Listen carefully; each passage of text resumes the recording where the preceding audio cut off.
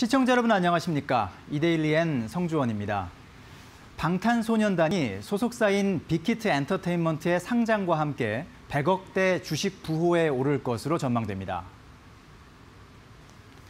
금융감독원 전자공시 시스템에 올라온 빅히트 증권 신고서에 따르면 최대 주주인 방시혁 대표는 지난달 3일 방탄소년단 멤버 7명에게 총 47만 8,695주의 보통주를 균등하게 증여한 것으로 나타났습여 빅히트의 공모가가 희망범위 상단인 13만 5천 원으로 결정될 경우 멤버들은 공모가 기준으로 1인당 92억여 원 어치의 주식을 보유하게 되는 셈입니다.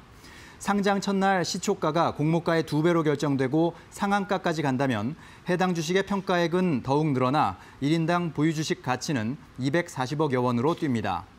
빅히트 엔터테인먼트는 이달 중 기관 대상 수요 예측을 진행한 뒤 다음 달 5일과 6일 일반 청약을 진행합니다. 10월 중에 코스피 상장 예정입니다. 이동통신 3사와 네이버의 통합 앱 장터인 원스토어가 최근 모바일 게임의 흥행에 힘입어 시장 점유율을 큰 폭으로 늘린 것으로 나타났습니다. 모바일 빅데이터 업체 IGA웍스에 따르면 지난달 원스토어 전체 매출은 689억 원으로 국내 전체 앱 장터 시장의 18.4%를 차지한 것으로 추산됐습니다. 이는 원스토어 시장 점유율을 집계하기 시작한 2018년 7월 이후 가장 높은 수치입니다. 원스토어의 시장 점유율 확대는 전체 매출의 95%를 차지하는 모바일 게임의 선전덕으로 풀이됩니다. 애플이 올가을 아이폰 12 모델 4종과 함께 신형 아이패드, 애플워치 6, 저가형 애플워치, 헤드폰 등을 출시하며 물량 공세에 나섭니다. 외신에 따르면 애플은 5G를 지원하는 아이폰 12 시리즈 4종을 다음 달에 공개할 예정입니다. 이번 달에는 애플워치 신규 모델을 발표할 것으로 예상됩니다.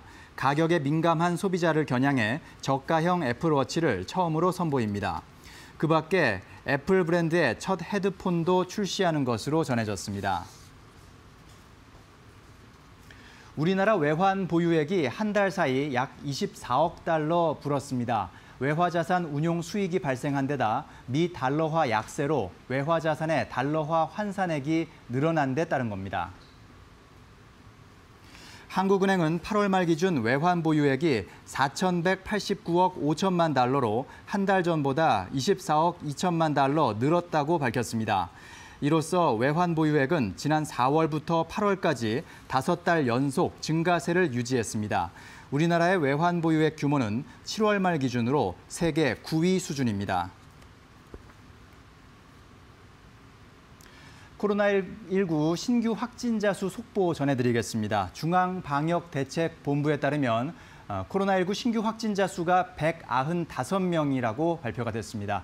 이 가운데 국내 188명, 해외 유입 7명입니다. 지난 8월 17일 이후 17일 만에 200명대 아래로 떨어졌습니다. 이로써 누적 확진자 수는 2만 644명입니다. 다음 소식입니다. 코로나19 확산 이후 중국에 대한 한국의 수출과 외국인 투자 의존도가 높아졌다는 분석이 나왔습니다. 전국경제인연합회는 올해 1월부터 7월까지 대중국 수출 비중이 작년 같은 기간에 비해 1.5%포인트 늘었을 뿐 아니라 상반기 외국인 투자에서 중국이 차지하는 비중도 늘었다고 밝혔습니다. 전경련은 중국의 경기 회복이 영향을 미친 것으로 분석했습니다. 전경련은 이 같은 추세가 계속될 경우 작년 30% 가까이 줄어든 대중국 반도체 수출이 올해 2자릿수 증가율을 기록할 것으로 내다봤습니다. 중국은 바이오와 비대면 업종 중심으로 한국에 대한 투자를 늘리고 있는 것으로 나타났습니다.